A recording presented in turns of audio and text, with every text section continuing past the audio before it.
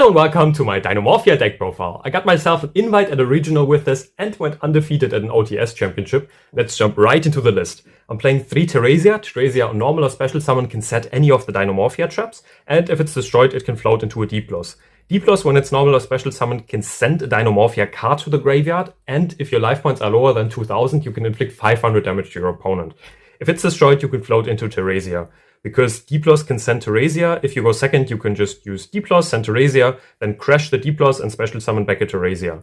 We are on some pots for more consistency, 1 pot of Prosperity, 3 Duality, as well as 1 Card of Demise. Card of Demise is good if you're in top deck mode, but if you're already set 4, then it's not that great. It's still a really, really good card, so I would recommend playing it right now. Then for the Dinomorphia cards, I'm on 3 Frenzy. This is the better fusion card because it allows you to use materials from the Extradeck and Maindeck. 3 Domain. This allows you to use materials from the deck, hand, and or field. This is better in the grind game, I dare say, but Frenzy is the better card because this allows you to go into Rexterm without needing to summon Cantragina, so you can play around Talons. And you can get a Cantragina and a Rexterm on board with this. With the Domain, you can only get a Rexterm on board if you wanted to. Then I'm on 2 Alert. Alert can summon back up to 2 Dinomorphia monsters from your graveyard whose combined level is 8 or less. So you can summon Terazia and a D+, or you can summon a Cantragina, or you can summon a Rexterm. It's really, really good, and this doesn't target. So you can play around Bestials with this. It's great. You could play this at 1, but I like playing it at 2, just so that it's accessible with Trap Trick.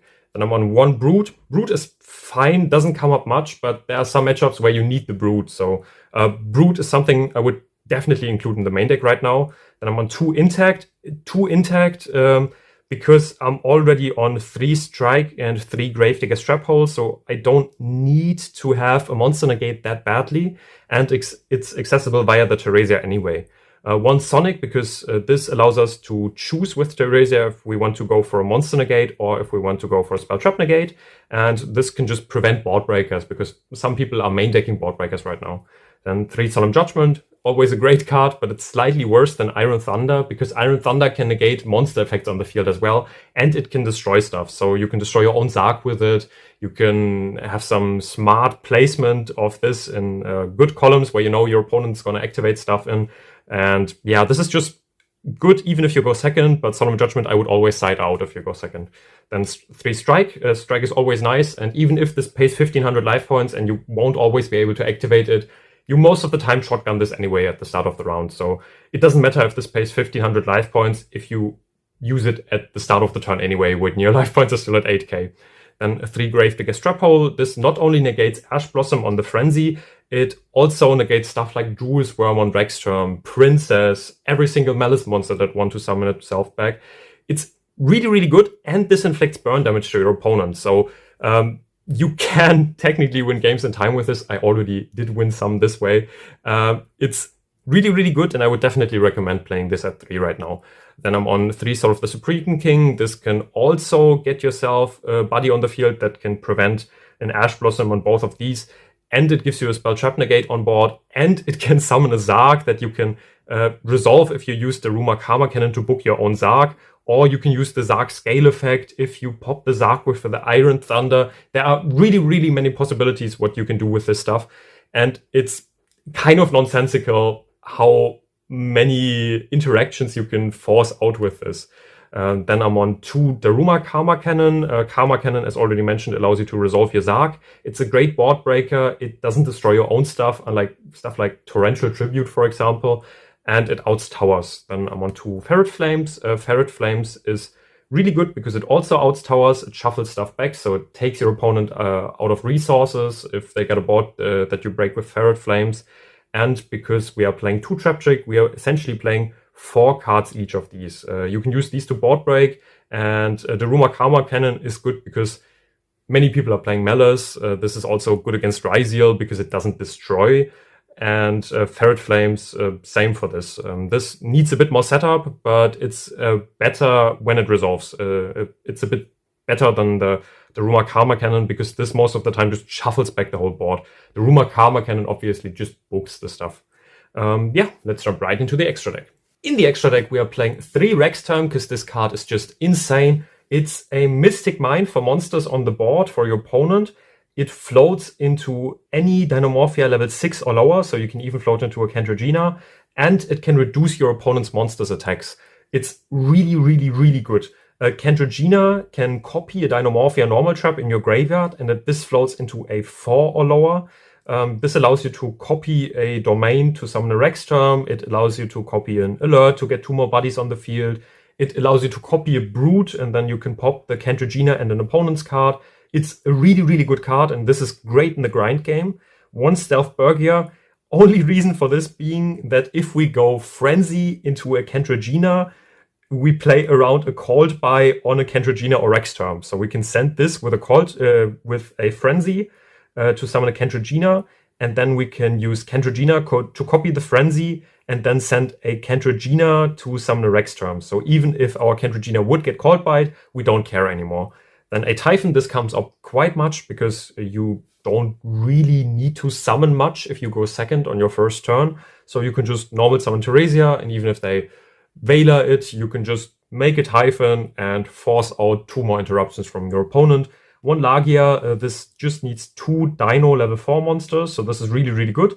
And it can prevent summons, so you can negate the summon of a Chaos Angel, and it can negate spell or traps, so this is really, really good. 1 Chaos Angel, this is in the extra deck because it takes up less space than the Dugaris into SP package. I really, really like Dugaris into SP, but I'm not playing this anymore. Chaos Angel you can summon with a Cantragina and a Dinomorphia level 4 monster. This, as I mentioned, takes up only 1 slot in the extra deck, and this takes up 2 slots. Yeah, Chaos Angel, I'm a bit torn about this, but it is really, really good. And this allows you to play 1 more target for the Zark engine. So I'm on a Crystal Wing Synchro Dragon that I wasn't playing earlier. For the Zark engine, I'm playing a normal Zark, a Arcray. This is essentially just Zark, but you can also summon this over a Zark before this returns in the extra deck. 1 Brave Ice Pendulum Dragon. This can negate the effects of pretty much all monster hand traps. It says negate the activated effects of monsters with 0 attack. This means that you got a decent tool in a Jubel matchup, and you can negate Ash, Bell, Veiler, Mourner, Droll, even though I don't know where you would get Drolls in your opponent's turn. This is really, really, really, really, really good. And this can also non-target banish an opponent's monster if it battles against that monster and it doesn't get destroyed. It's just a great card. Then I'm on a Crystal Wing Synchro Dragon. You summon this if you play into Nibiru, oddly enough, and you don't have a monster negate. Because sometimes you summon more than 5 monsters in your opponent's turn, and this is there to ensure that you don't get nipped. I've had people nip me multiple times, and this is really, really good to prevent that. And finally, I'm on 1 Crystal Clearwing Synchro Dragon. This can negate spell traps or spell trap effects. This is important as well. And this can become unaffected by monster effects and boost itself a bit. The spell trap negate is the important part, so that if you use the Zark engine, you can always end on stuff that negates hand traps and stuff that negates board breakers. Or, as I already mentioned, a card that negates Nibiru. In the side deck, I'm playing 3D Shifter because we don't care about turn 2 because we just set 5 pass if we go second. 2 Droll because this is great against many other decks. 3 Lancia because this is a turn skip against Maliss. 1 Lightning Storm and 1 Duster to play against back row decks. 3 Soul Drain because this is insane versus Maliss going first. 1 Skill Drain, this is oftentimes really good going second as well, and we can just put this in going first, as well as 1 Anti-Spell.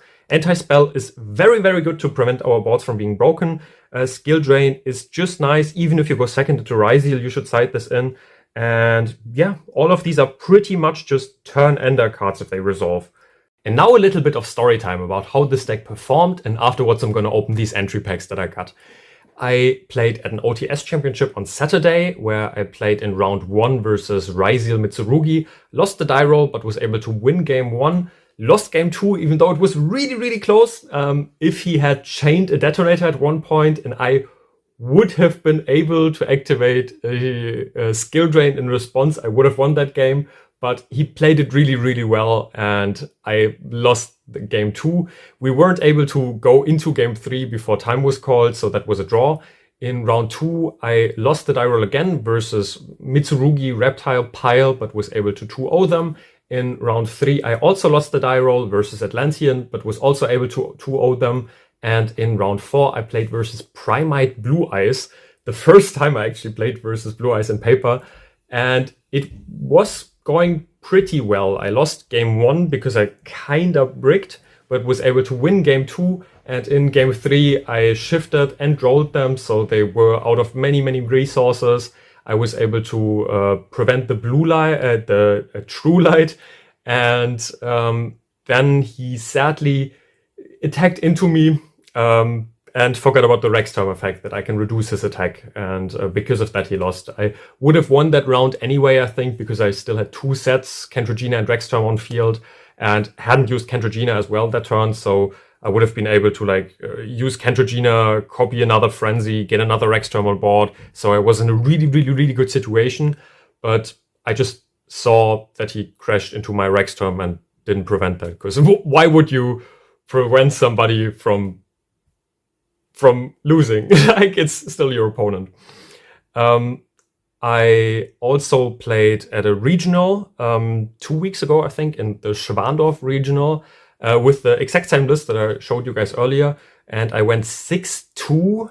Well, actually I went 7-1, but one of my opponents argued that he should have still been able to attack and then was given a win in time, even though I technically won that game. But more about that later. In round 1, I played versus Adventurer Azamina Punk, lost the dieroll, but was able to 2-0 them. In round 2, I played versus Lab Fiendsmith. I lost the dieroll as well.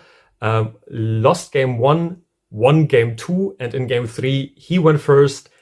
Didn't do much, essentially. I was able to normal summon Terazia, slap a Typhon on top of it because he did some extra deck summons with the Fiendsmith part of his deck.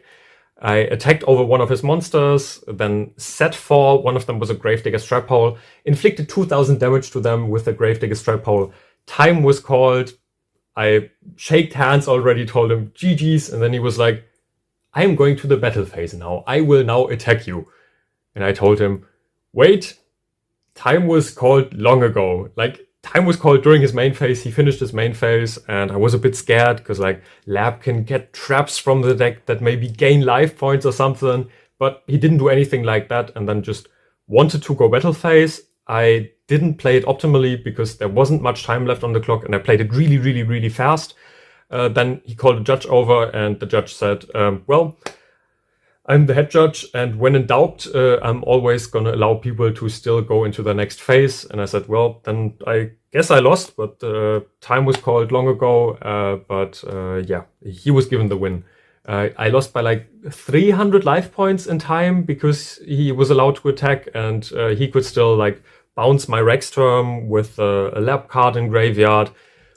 It was nonsense. Like, I did win that match, but I did not win that match because I was given a loss. Then in round 3, I played versus Mitsurugi Ryzeal, 1-1 against him, also lost the dieroll. In round 4, I played versus Salad, also lost the dieroll, but I 2-1 them. In round 5, I played versus Maliss, 2-0 them as well, also lost the dieroll. In round 6, I played versus Fiendsmith Ryzeal, won the dieroll and 2-0 them. In round 7, I played versus Crystron, lost the dieroll and got 2-0'd. And in round 8, I played versus Atlantean, won the dieroll again. But I could have 2-0'd them, but I did a little bit of choking in game 2. So it wasn't a 2-0 for me, but I 2-1'd them. It was still pretty comfortable, but at one point I could have paid life points so that he wasn't able to use his Neptubus Prince, because I would have been able to just use Rexterm, pay life points for pretty much nothing, and then he wouldn't have been able to use Prince, dump something, and then pop my Rexterm with the stuff he dumped. But yeah, happens. Still won that game 2-1 and got like 15th place, I think, at that regional. Got myself an invite there, got myself an invite at the OTS Championship, so I'm really, really, really happy. And yeah, let's open some of the entry packs that I got. Okay, there's, I guess, Tenny Field Spell. Nothing to write home about.